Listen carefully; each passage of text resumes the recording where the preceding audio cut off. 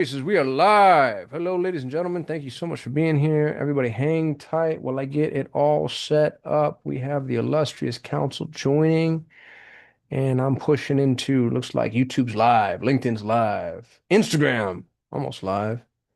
Instagram's the hard one. And I think we did it. Bam! Welcome.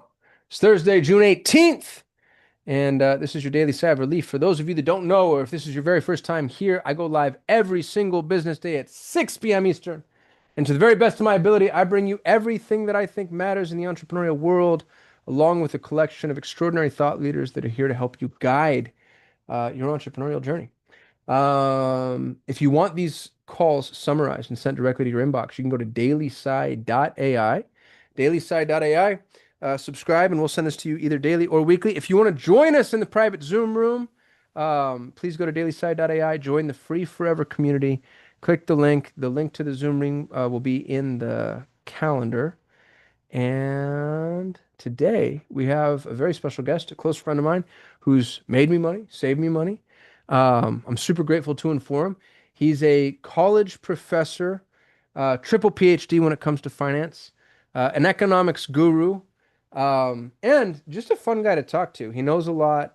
He's really creative, which is unusual for finance guys. Usually, finance guys don't really think outside the box, but he's the exact opposite. And I don't know why that is. Maybe we'll dig into it here and he can tell me like if it's in the water or if he's super unique or if I'm just being stereotyping people needlessly. Esteban, thank you so much for being here, man. I really appreciate you. Oh, you're muted. There. Can you hear me now? I've got you. You're a little low. Yeah. Sorry. Now it's Yep, better? better, much better. Great. Um, Thank you for inviting me and for talking so high about me. Dude, I love you a lot. So for everybody here, Esteban is my personal CFO. I own more companies than I can count now. How many do you oversee? Do you know? I think that 12, something like Okay. that. 10, So, 12, something like that. Yeah. yeah, there's like 12 real businesses, and then I've got like a sandbox where I like to waste money too, as you've seen, or experiment. And Devin helps with, can you help me understand your scope of work in a way that I can articulate to other people? Um, Basically, I do several things for you. One of them is follow up on your companies. So, watching that they are healthy, that they are profitable, flagging when they are not, when there are some potential issues coming up. Um, Also, analyzing some of your crazy ideas, which I really love them. So, it's really fun. And also helping when you ever need to exit a business or doing analysis in relation to buying a business or doing an investment. So yeah, basically that's it. And also I help you with your personal finance. So that's also something Yeah. something good. Well, Yeah. and I mean, as you're describing it, I'm overwhelmed hearing you say it. Y'all, this has been one of the biggest unlocks for me as an entrepreneur is really knowing my numbers. And it does not come native to me. It comes native to people like Neil McSpadden because he's weird. But if you're not a numbers person by nature, get yourself a numbers person.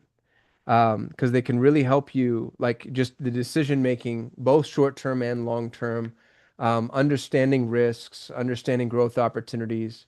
It really helps. And the way that Steven puts the reports together for me, he's really good at visualization. And so just being able to see, up and to the right is good, down is bad. Like as silly as it sounds, especially when you're making a lot of decisions on a daily basis. So get yourself a numbers person. Fun fact, and this is just me pushing him because he's my buddy. He doesn't just work for me. He's got his own consultancy. And so if somebody wanted to work with you as we're talking about this, what's the best way to do that? How would they reach out to you? They can schedule a meeting with me. I have a website that it's 128consulting.co. So 128consulting.co instead of com, just co. And from there, you can just click on schedule a meeting and you will get access to my calendar exactly the same, just like that. and you can get access to my calendar and schedule a meeting. And yeah, we'll just talk. Love it. I just dropped that into the chat. It's in the Zoom chat and it's also in the live feed chat.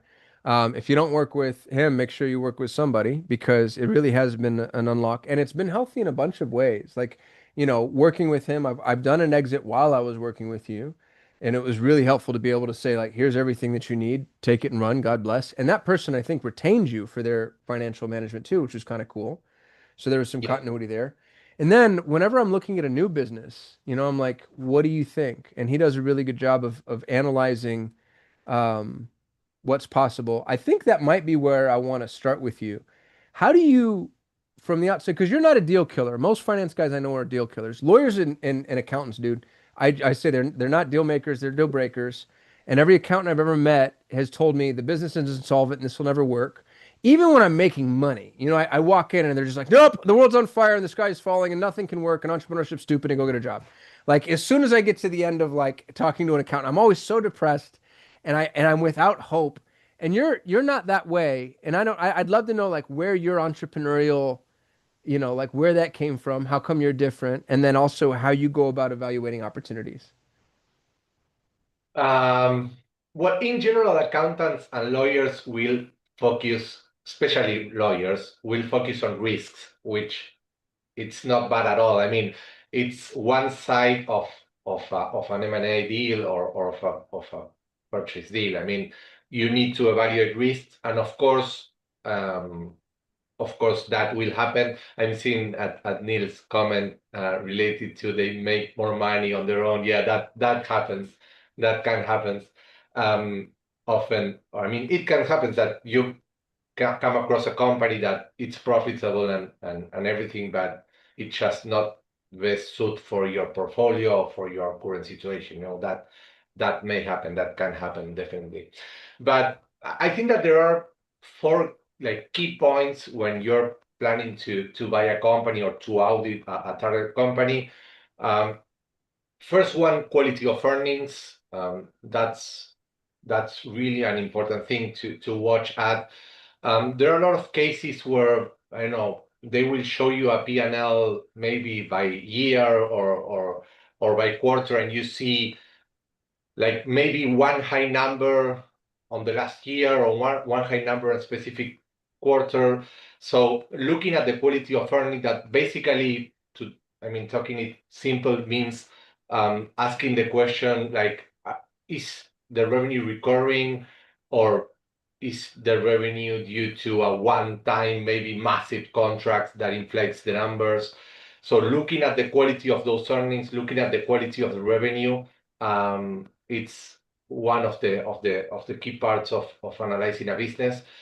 The other one, it's the revenue concentration risk. That's also like a huge part of analyzing a business before buying it. That means basically looking at customer and supplier concentration, because if let's say that 30%, 40% of the revenue comes from just one customer.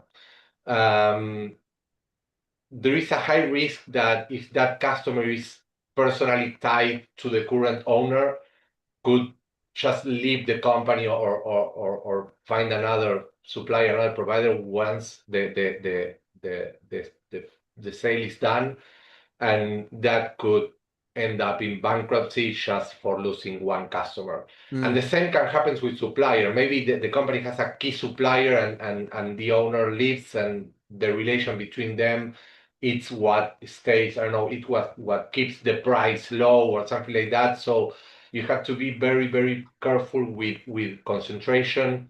Working capital traps, that's also another one, maybe or mainly asking is if the company, I mean, maybe the company is growing, but it's constantly out of cash because I don't know, customers takes 90 days to pay. So if you're buying that business, you have to be really careful that you have enough working capital to cope with that cash flow. And then, of course, analyzing the add-backs, right? When you are buying a company, for sure the owner will try to get um, as much or as many ad backs as possible, because that will raise the value of their company. So you have to analyze ad backs very carefully. For those who don't know what an ad back is, in general, when you see specifically in small companies, you see that there are lots of owner's personal expenses, or expenses that are related to, or specifically related to the owner, that when that owner leaves, that expense won't be there anymore. But there are things that are really ad backs, and things that maybe are not, so that has to be analyzed. So I think that when you're trying to audit a target company, or buy a company, it's not just making sure that, I don't know, that the IRS is happy. It's not just looking that the numbers match, and that the math adapts. And it's making sure that you are buying a business, but that you are buying a business that is profitable and sustainable for you as a future founder, and not only for the current founder. I think that's the key. Yeah, I really like the sustainability focus. Out of curiosity, everybody that I know in the entrepreneurial world wants to at some point make an exit. That to me feels like that's like the desired end result for the majority, let's say. If you were to help people with exit prep, broad strokes, everybody on this call wants to sell their business at some point. Assume that, what should they be doing? Like, what are things that you've noticed snuck up on folks, or mistakes that they made, or things that they should get out ahead of now? Um, when you're planning to exit, you must have the main thing that you must have for sure when you're planning to exit is a uh, clean books, Mm, right? A straightforward accounting with clean books, um, with I mean, buyers will tend to avoid buying companies that are not, or that don't have clean books. Why? Because if books are not clean, then you cannot evaluate really a company. You right. will That's depend 100% of what someone tells you, right? So clean books is the main one.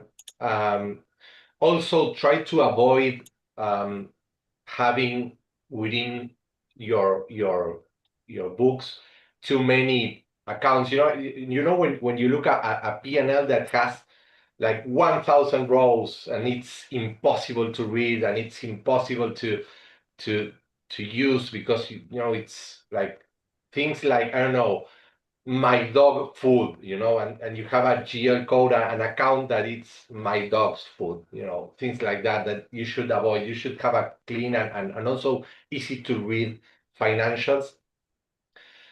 And also, the other thing that it's also important when you are building a business is trying to build a business that is sustainable. Once again, having businesses that depend on just one customer, having businesses that depend on one supplier, and it's the only supplier in the whole region. I mean, build businesses that can fall apart with just losing, or by just losing one customer, by losing one supplier, are businesses that are not built to exit, because it's really hard to sell the business in that condition. mm, um, and also, when talking about books, and something I'm returning to books, misclassifying COGS versus OPEX. For financial guys, there is nothing worse to see a P&L that doesn't have any COGS, because it's really annoying. It's impossible to think on a P&L without COGS. And this is something that most people try to find, like the cheapest bookkeeper, right? When you think on bookkeeping, there are lots of owners that just try to find the cheapest one, right? So this is just an expense, so they buy they got the cheapest bookkeeper ever. And yeah, cost service, cost of goods sold. Yeah, thanks, Dylan.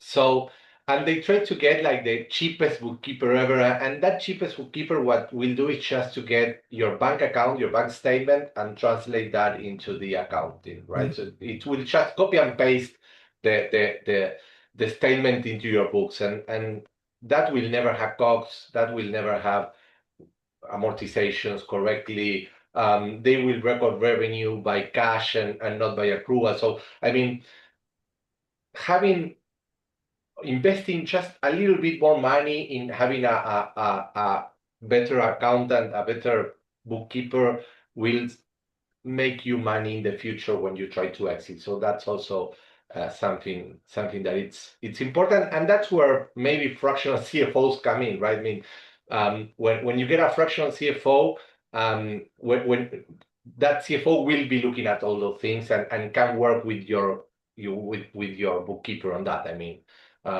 so I think that Dude, that's one that's a of big the value unlock. addeds. My, I've had, I don't know, 2 dozen bookkeepers in my lifetime now, and they need to be told what to do. And if you don't tell them what to do and you leave them to their own devices, it's like the difference between a chef and like an actual, Le Cordon Bleu chef and then just a line cook who's like, all right, I got eggs and I'm gonna cook some eggs. And it's like, what do we, I don't Exactly. know. That's probably a bad example. Neil has some questions for you. Neil is also a financial egghead, Steven. So I'm gonna ask you guys not to do the thing that I know y'all do and like, you know what I mean? Like keep it down to where the rest of us can figure it out, please. Okay, uh, so I guess Casa was handing over the reins to me. But could you explain for the people who aren't experts in finance and everything, what the difference between like a CFO and the finance operation area is versus accounting versus tax, and how they may or may not communicate to each other?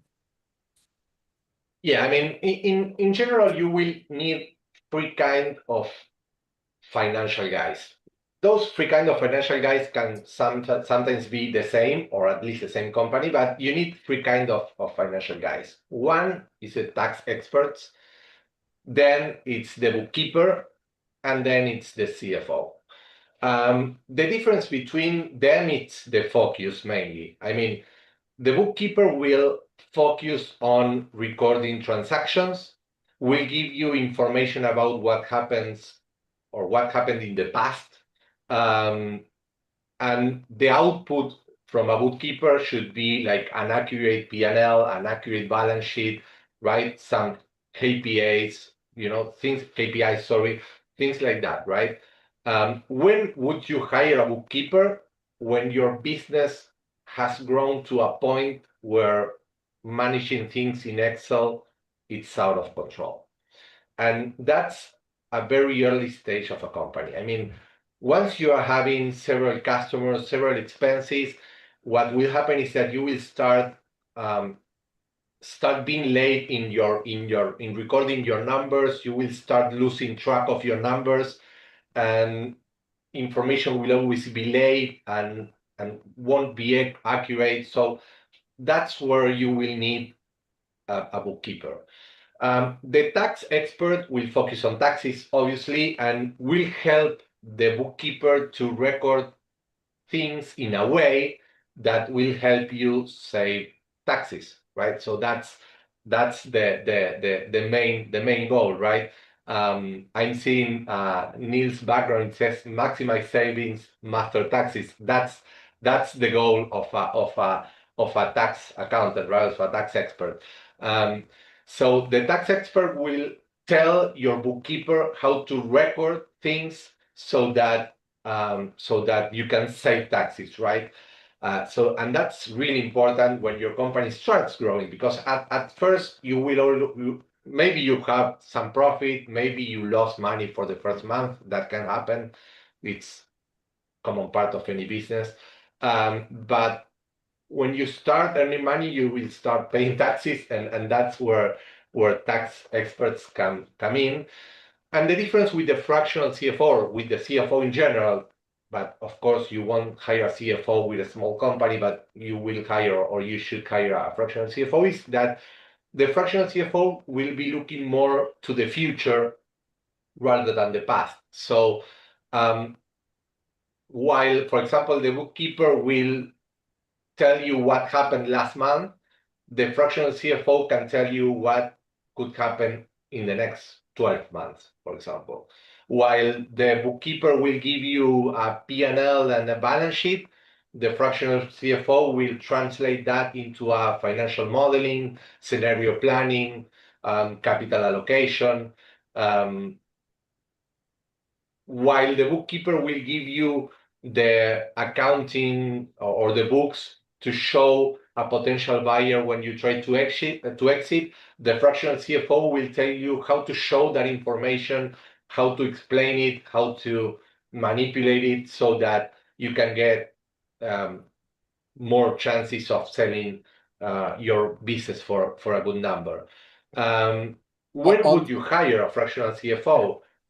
When you have good data, but you don't know what to do with it. Or you need to make decisions, or you start having problems like, I'm winning money, but I don't have cash. So how can happen that my business is profitable and my accountant is saying that I have a profit and a net profit, a positive income, but I don't have money, for example, a really very common problem in growing businesses.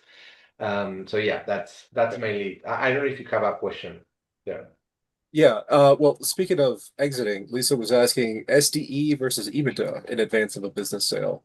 And obviously nobody knows what those letters mean, but yeah, Yeah. Go ahead, Lisa.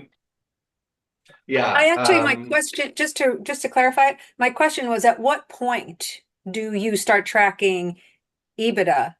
Because I know several companies, I was thinking about buying a company last year, and so many of them only had SDE, and it was so difficult to assess what we were looking at. So that's my question is, at what point do you start transitioning to the investment of really tracking EBITDA? You should start. I mean, if I should give you an answer, I would tell that you should start tracking EBITDA from moment zero. I mean, Well, what is EBITDA? EBITDA, it's earnings before interest, tax, depreciations, and amortizations. So basically, it's the earnings that comes from your cash transactions without considering taxes, right? Depreciations and amortizations are not cash, sorry. Basically, the EBITDA is the money that you're making before tax, to say it like in a very easy way. It's the money that you're making before taxes. You should track it from the beginning because it's a great indicator of profit. I mean, EBITDA, it's the indicator of profit, actually. I mean, it's the most important indicator of profit. So you should track it always. What is the problem about tracking EBITDA? That it's highly probable that your bookkeeper won't give you the EBITDA. Why? Because if your bookkeeper uses QuickBooks or Xero or whatever software you use, most of them will come with gross profit and net profit, and that's it. In that case, you need either to pay more money to your bookkeeper so that he can translate the books into or calculate EBITDA based on the books, or hire a fractional CFO that can turn your books into actionable reports, something like Kasim said a while ago, with charts and stats and KPIs that can translate numbers into decisions, right? That's the main goal of a fractional CFO, right? To transfer numbers into decisions. So I would say track it from the beginning. If you start tracking stats from the beginning, then when you want to sell, you will have a huge backlog of data, information, and KPIs that will be more than useful for a buyer. And of course, if you don't want to track it from the beginning, I would say track it at least 2 or 3 years before you are planning to exit. Because that's what someone that will buy will ask for you. I mean, 2 or 3 years of financials. exiting is not something that can be done from today to tomorrow. I mean, you have to prepare to exit. So when you want to, if you want to build a business to exit, you need to know that 2 or 3 years before you exit, you have to hire an accountant or hire a bookkeeper that does bookkeeping according to accounting practices and not just the cash basic bookkeeping that everybody offers and that you can get the cheapest one to do. And also start building reports and start building reporting where you can have KPIs, where you can calculate EBITDA, where you can calculate your ad backs, where you can calculate, I mean, start making information, start creating data at least 2 years ago, so that you can then do it. Because if not, what will happen is that, let's say that you are bored of your business, you want to sell it. So you say, hey, I'm going to hire a fractional CFO to sell my business or to start offering my business next month. The first thing that your fractional CFO would tell you is, okay, I have to charge you this pile of money to transfer or to transform your actual financials into actionable financials for a potential buyer. So what you are not paying on a monthly basis, or the extra that you will not pay on a monthly basis, you will end up paying it all at once to someone that will charge you probably more money, because going back 2 or 3 years into your books, it's really hard, and it's something that every finance guy hates to do. I mean, I don't know any finance guy that really says, "Oh, I love going back 2 or 3 years into your books." I really don't know anyone that says that. So he or she will charge you even more money than what you have paid if you just paid a little bit more every month to get neat and tidy books, you know. So yeah, that would be yeah. Lisa has a question on that. I think that front, and this might be broadly applicable. She asks, is that the role of the bookkeeper or the accountant? And I think that's a question that all of us have. It's like, when is it the bookkeeper? When is it the accountant? When is it the CFO? You know, like I have you and I have Juan Cruz. And it's fun hearing you guys talk because most of your conversations don't start with an agreement. They actually start with a disagreement. And I'm like, aren't y'all doing the same damn thing? Like, why are there so many, you know, and then you have to calibrate and figure it out and figure out like what he's doing, what you're doing. And then you come to, you know, and now that we've all been working together for years and years and years, it all makes sense. But every new business that we start, I notice that you guys kind of have a friendly fight, you know, about like how things are going to be categorized or how the strategy is going to play out. So how do we know, you know, who's supposed to own what? That's the difference between. That's because I mean, there are three kinds of books, right? Or three types of books. One is the books that you give to your, or the books that your tax preparer or your tax expert will give the IRS. That's one book. Then there is the decision-making books. And that's where Juan Cruz and I sometimes disagree, because, I mean, he will try to record or to book things in certain categories on certain ways where, from an accounting perspective, makes more sense. But sometimes that fights against the decision-making accounting or the decision-making books, that are the books that, or the way that books are prepared for the owner to make decisions, right? So, for example, I don't know, I've seen lots of books where the other expensive category is massive. It's a lot of money in other expenses. And maybe from an accounting perspective, that makes sense because there are lots of others, so it makes sense to put it there. But from a decision-making perspective, having an others category that's 20% of your P&L doesn't make any sense. So those three books have to be like, I don't know if at the same time, but probably they will like overlap from time to time, right? By the end of the year, the tax books will be really important. and over the quarters, for example, maybe on a monthly basis not, but on the quarter basis at least, you will need the decision-making books, and you will always have to have the accounting books. So I think that that's what makes a great fractional CFO. I mean, when you take the time to go or to deep dive into the books and turning that books or turning that accounting into decision-making accounting without having the owner to pay more money to his current bookkeeper, that's what makes the difference as a fractional CFO. And I think that that's at the end of the day the main task of a fractional CFO when thinking on small business owners, right? Because when you're working with big companies have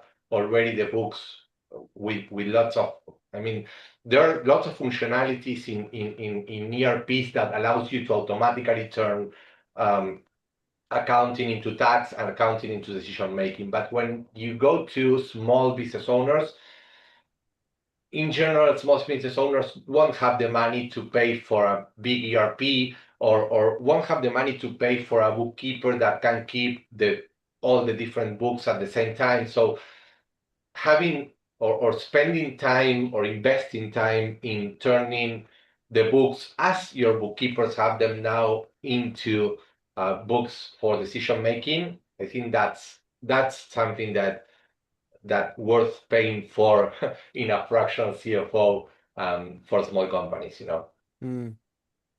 Dylan has a great question. What are the red flags to look for in the three financial people? Like if you're hiring a bookkeeper, you're hiring an accountant, and you're hiring a CFO, how do you know they're good? How do you know they're bad? Like what questions would you ask for each role? I think that the main thing in a bookkeeper is accuracy. I always say that bookkeepers need to be boring and accurate people. You don't want a creative bookkeeper, right? Unless you're in the mob. Like you want don't want, yeah, exactly. I always say the same. You don't want a creative bookkeeper. You want a bookkeeper that goes by the rules and that books according to best practice, accounting best practice, or according to the standard bookkeeping rules. I mean, it's just you need people. Your bookkeeper must be someone that can follow the rules and that can really apply the accounting standards of whatever country it is as it is, right? That's what you want in a bookkeeper, a boring, accurate person. That's the role.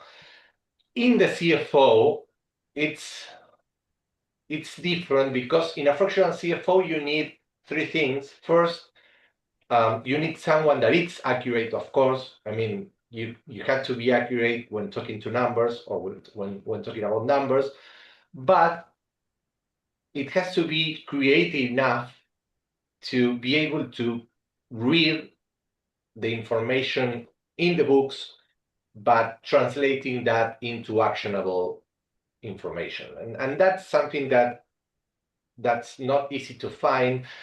And also something that I think makes a great fractional CFO when talking with small company owners, it's someone that can that can speak both languages, right? The accountant's language and the normal person or the normal business owner's language, you know. And speaking the two languages is not something easy to find. I always say that I was lucky, or I don't know if lucky is the right word, but I was lucky that being a finance professor at the university like gave me the ability to explaining things or explaining complex things to someone that doesn't know anything about those complex things, right? And I think that's the key in a fractional CFO that works with small company owners, right? So being able to speak the language of a person that maybe doesn't know anything about finance. that doesn't know anything about finance, right? And that is what allows you to translate the accounting data into actionable information, into financial planning, into decision making, and eventually into growth if that's the final goal. So I think that the when hiring an accountant, when hiring a fractional CFO, when hiring an accountant right away, or at least a bookkeeper. I mean, having your books in an Excel sheet, it's just for when you're starting to track some costs. But once you start having revenue and you start being profitable and the business starts to grow, having information, it's really, really important. I mean, it's really important. And when hiring a fractional CFO, I think that you will hire a fractional CFO where you start facing like the normal issues that every owner will face, right? First, confusing net profit with cash. That's the first one. I mean, I've seen lots of companies small companies that start to grow and grow and grow, and their accountant sends or their bookkeeper sends the P&L, and the P&L is showing profit, but the bank account is overdrawn, is constantly overdrawn, and owners don't know why, and they say, okay, I'm making money, but I'm not making money. And that's generally in, I don't know, debt service, inventory purchases, uncollected invoices. So when you start feeling that things are getting out of control, that's the moment to hire a fractional CFO.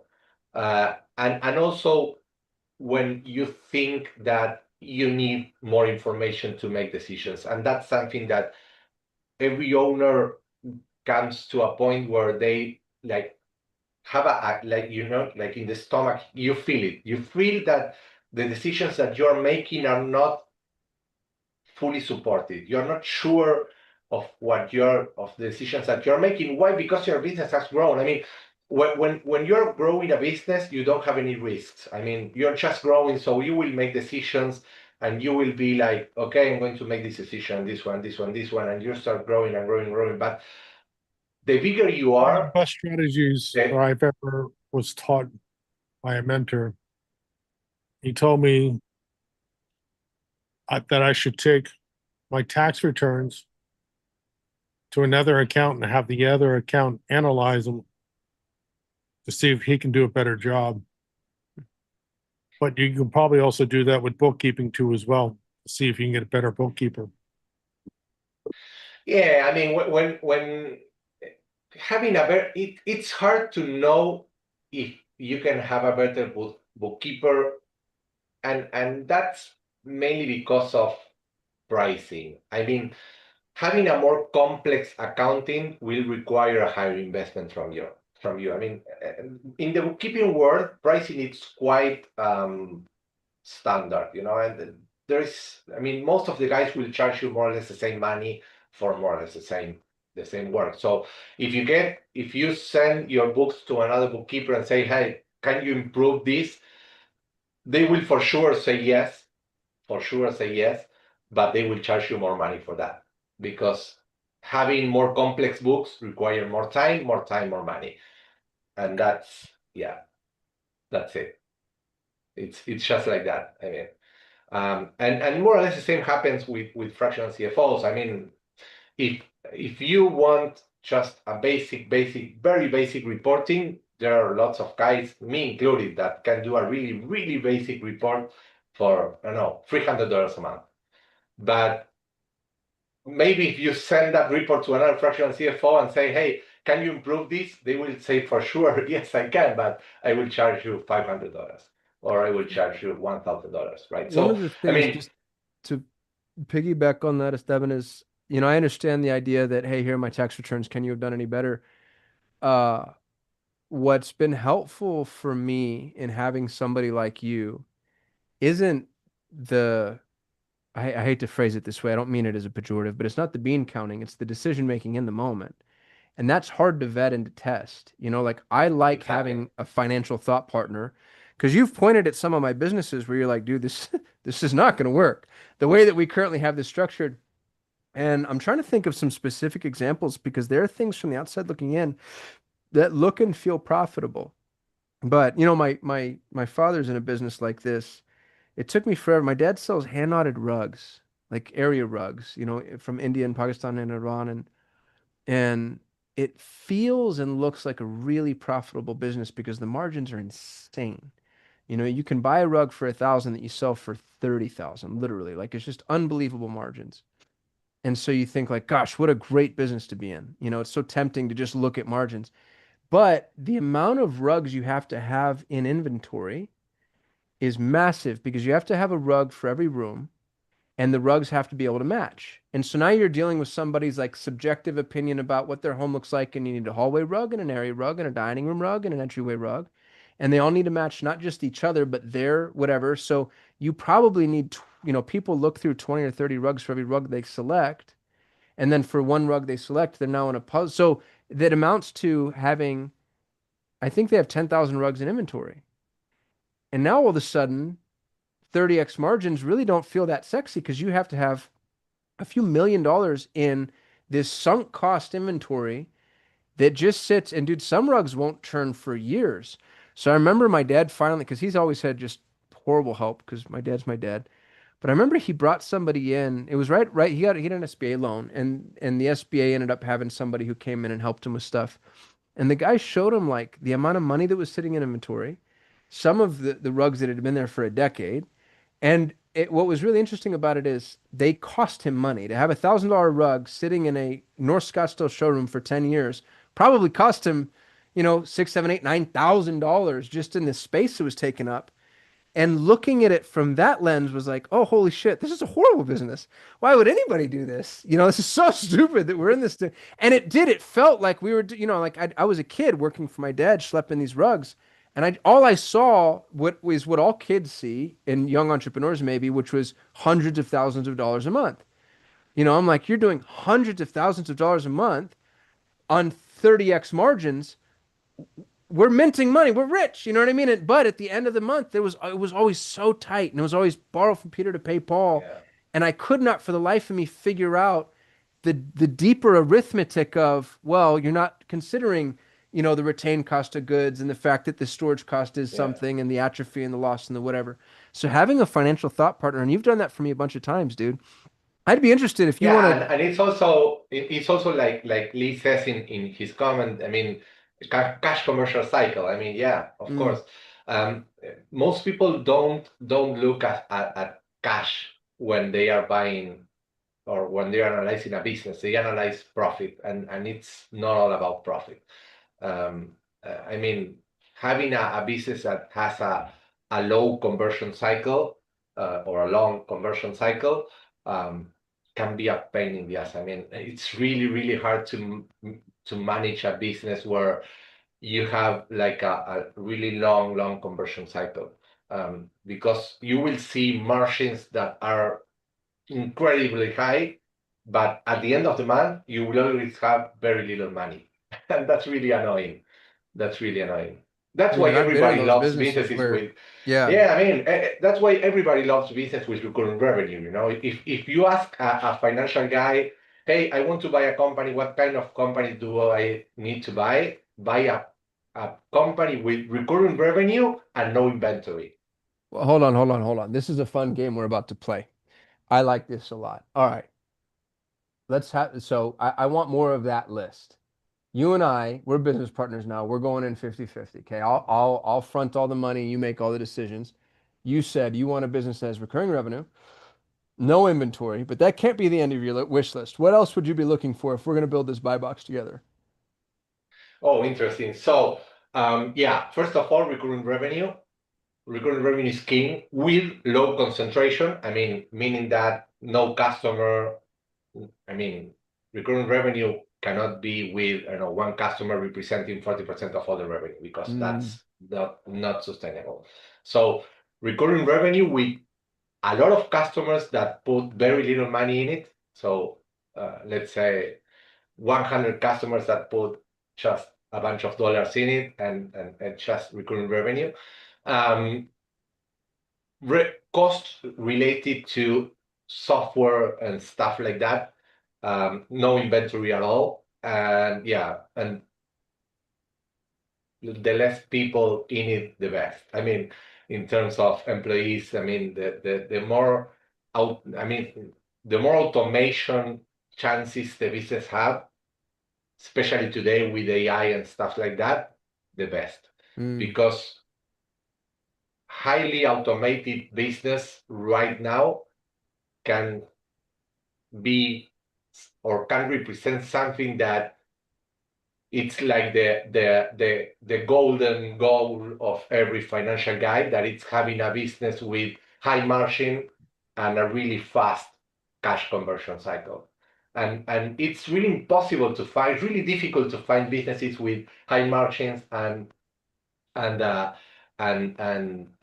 fast conversion cycles, because historically businesses with high conversion cycle, let's say, I don't know, a retail store that in general we have high conversion cycles, they don't work with great margins. So it's low If you're selling margins candy with bars, it's low margins. If you're selling exactly Ferraris, low it's high. margins Yeah. with with fast conversion, cash conversion cycle. But and then you have, for example, services businesses where maybe you have good margins.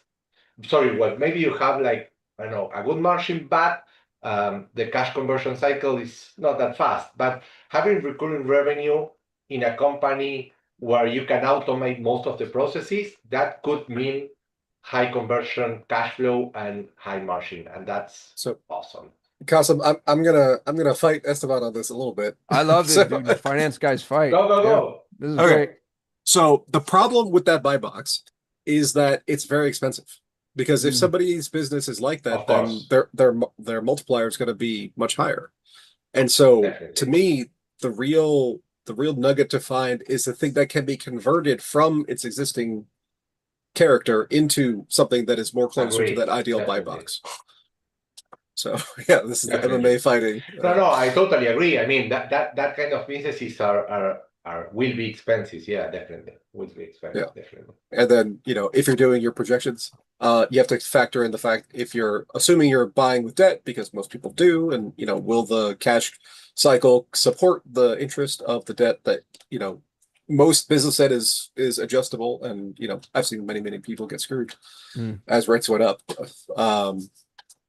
But for my own self-centered reasons, I would love to hear more about you've said several times about making decisions, and I yell at people. Well, I counsel people all the time, clients, that the purpose of the books is not to do taxes. That's just the net result at the end of the year, right? Yeah. The purpose is to make better decisions, and nobody seems to understand that. So could you explain how that works, maybe with some examples? Yeah, of course. I mean, the main one is growth. I mean, in general, people will try to find or to look for a finance guy when they are in trouble, when business is in trouble, not when they are growing. And I always say that the most important decisions have to be taken when growing, because if you don't grow in the correct way, you could end up in bankruptcy. I mean, and that's something that most people won't understand. I mean, how can you talk about bankruptcy and growth at the same time? Because if you look at companies that grow, 99% of those companies, specifically in small business owners, will show that as revenue grows, net profit decreases. And it's incredible to see. But growth, revenue starts skyrocketing and net profit decreases. And owners get less money every month than they should. And that's mainly because when they start to grow, people get desperate to serve customers. So they start hiring people, buying things, hiring software, buying stuff. And there is no decision or no numbers behind those decisions, right? So I'm growing, I need people, I need to train people, I need people. So start hiring. And that leads to poor margins. Mm.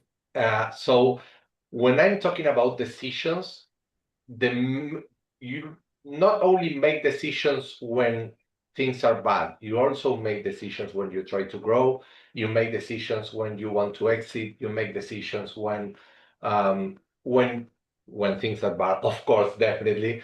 But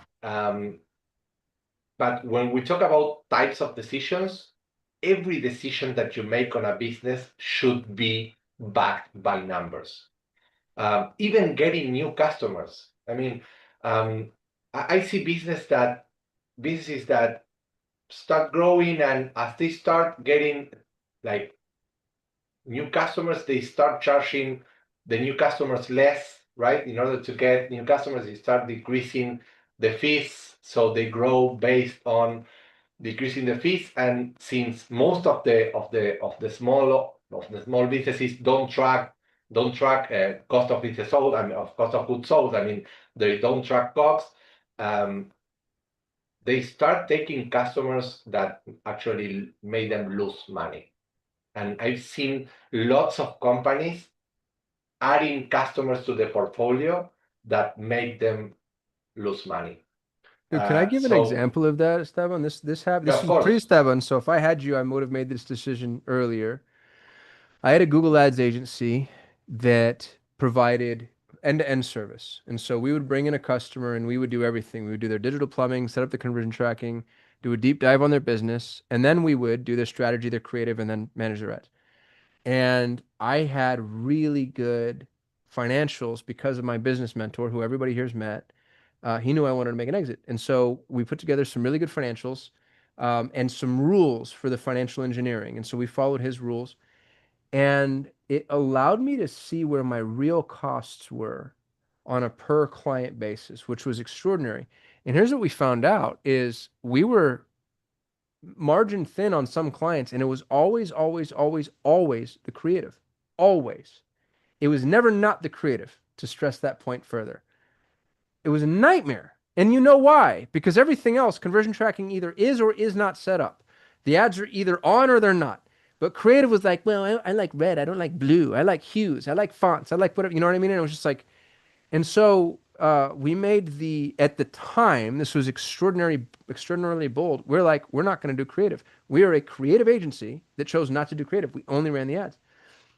We cut out creative. We kept it for some existing clients just because they were, you know, grandfathered in, let's say. But for all new clients during the sales conversation, it was just like, oh, and hey, by the way, we don't do creative. I can refer you to some vendors. You can bring it in-house. And everybody internally and externally was like, dude, you're going to shoot yourself in the foot. You're not going to make any business. You're not going to have, you know what I mean? And nobody gave a shit. I didn't lose one client, one opportunity, one nothing. Swear to God, everybody was like, oh, okay. You know, like if they came, I told them the rules, and then we just kept going business as usual. And I ended up selling a business. We had 40% margins in an industry that aims at 15%. And it wasn't just cutting out the creative, but that was huge.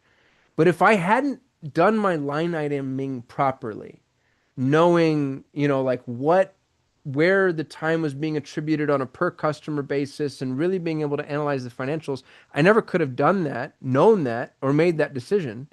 And I think so many businesses don't really understand when somebody says like, oh, you know, I'm running on 20% margins. You know, my question is like, well, why? Like, could you be, you know, like what is it that's eating the little extra 10 or 20% that you could have if you were to really slice and dice this appropriately? Yeah, I mean, once again, it's all about the numbers. I don't conceive running a business without numbers. You know, it's everything is numbers, from looking for software, hiring a person, an employee, changing your suppliers. One thing, for example, that sometimes happens a lot is people don't, or small businesses tend not to review their vendors or their suppliers. Mm. And what will happen is that in the market, you will constantly find new vendors, new suppliers, new companies coming in, new competitors. So I don't know, having a review, having a check on, is the price that I'm paying for this and this and this service the correct one? I mean, it's the most updated one. Is there someone that can do the same for a lowest price? Because when you start saving money, and sometimes you will save $100, but $100 from here and 100 more from here and 50 from here, that's what makes the extra 10-12% that you are saying, right?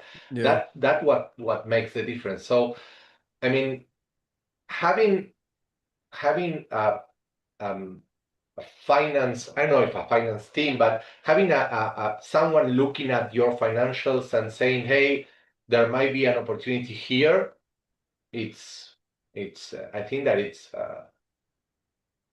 key. Hiring overseas, for example, I still see a lot of companies in the US that are reticent to hire overseas, for example, or to get contractors Dude, which is overseas. just the dumbest, stupidest. You know, can I say, I hope this is okay, Steven. Tell me if I ever offend you.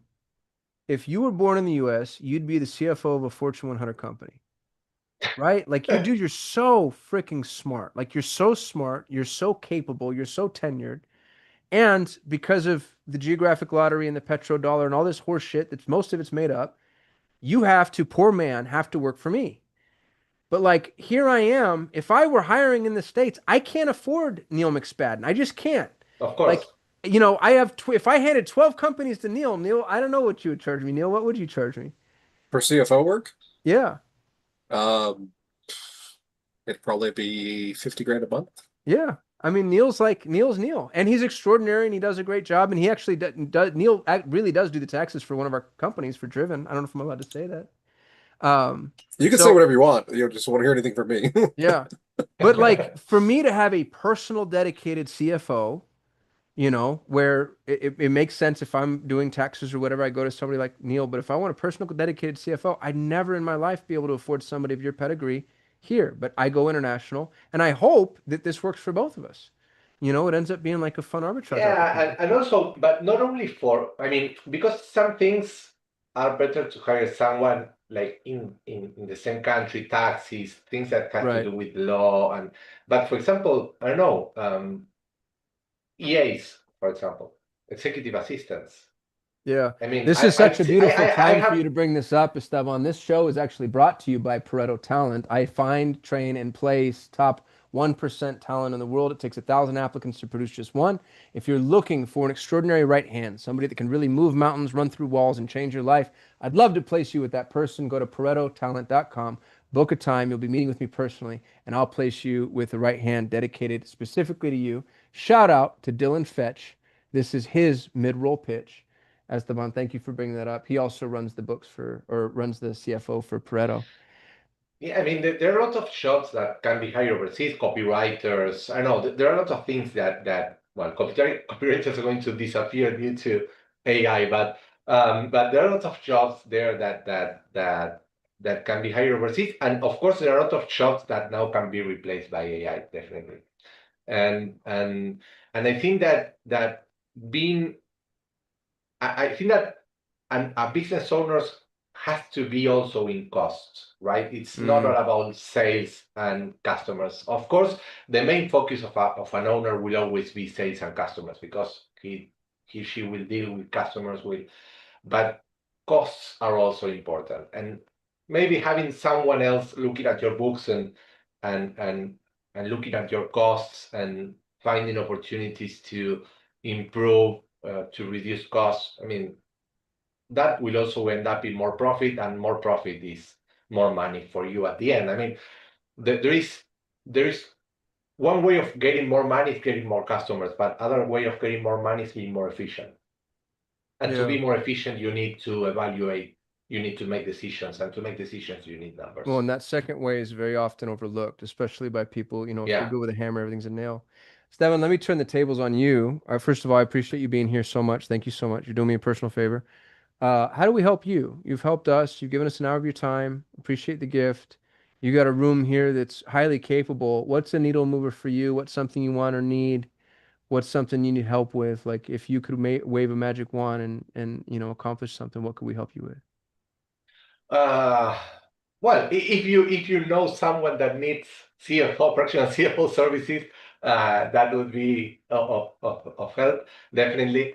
I love working with small business owners. In fact, I worked during like for 15 years for multinational companies, and I quit that because it was like working inside a box, like Yeah.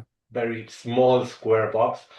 And I got tired of that, and I really love working with small business owners. So if you know awesome people that needs fractional CFO help, yeah, Yeah. you'll have my website, and that would be awesome. Esteban, what is your what's your buy box? Like if I could bring you a client, what would you want that client to characteristics to be? Revenue, industry, size, personnel? I've been taking all kind of customers. Of course, in terms of size, it's always small companies. It's what I like to work with. Mainly because I like to work directly with owners. I love working directly with the owner, um, and working together with owners in helping them growing their businesses, exiting, saving their business if necessary. In terms of industry, I have customers in several industries, mainly services, but that's just, I think that something related to fate or coincidence, but I don't have like a preferred industry, and I think that everything it's a learning opportunity, and finance is finance, so at the end, it's all about the numbers. You're awesome, dude. All right, Esteban, I really appreciate you being here. To the council, thank you for being here as always. If you're watching this, you can always subscribe and get these calls summarized and sent to you daily and or weekly. Just go to dailyside.ai. If you want to join us in the Zoom rooms, you can go to dailyside.ai and join the Free Forever community. The link to the Zoom will be found in the calendar. These calls are brought to you by Pareto Talent. We staff top 1% right hands. I'd love to find you yours if you want to go to paretotalent.com. I go live every single day at 6 p.m. Eastern. I will see you tomorrow. Do we have a guest tomorrow? I think we might.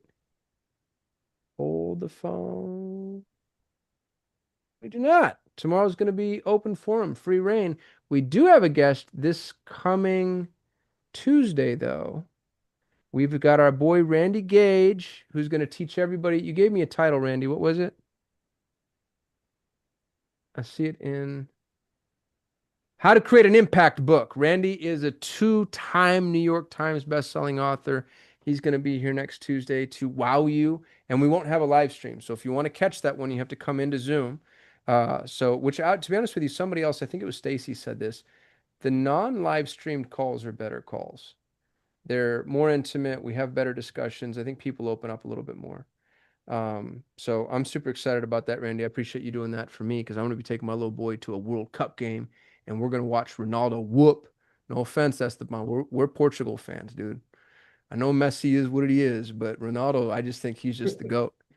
All right, guys. I appreciate you so much. How do we do? Anything else we need? Anybody want the room? We're good to go? High fives.